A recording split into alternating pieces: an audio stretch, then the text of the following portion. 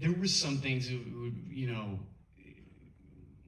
it's like it wouldn't be conducive to conversations. You know, there were some editing thoughts I had, but nothing was like imperative. Nothing was ground changing. You know, this movie is their baby, and I got to say, we did that Oscars luncheon the other day, and seeing those two get up there. Also, when Elle Fanning got up there, because I was just so proud of her for sentimental value. You know, but when Josh, man, I was so moved to see them get up there. Man, these guys wrote their first films in a projection booth. Ronnie was a projectionist at Lincoln Center. He was a projectionist. I think that's so moving to me, you know, and it's like, you know, like being the ball boy and then hitting a grand slam in the World Series or something, you know, and I couldn't be prouder of what I've done with these guys. Their heart is in the right place. They're not in that LA, whatever. I should cut myself off before I say something controversial. You know, these guys are like really the real deal, man. They're not in it for the accolades. They're not. They almost. I said this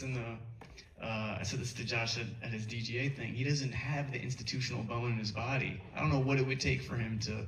He'll never, like, he met Steven Spielberg. I forgot to say this in my speech, man, and now I'm happy to say it. He met Spielberg, the god of cinema, and he's like, how does E.T. shit? What? That's what you're gonna say to him?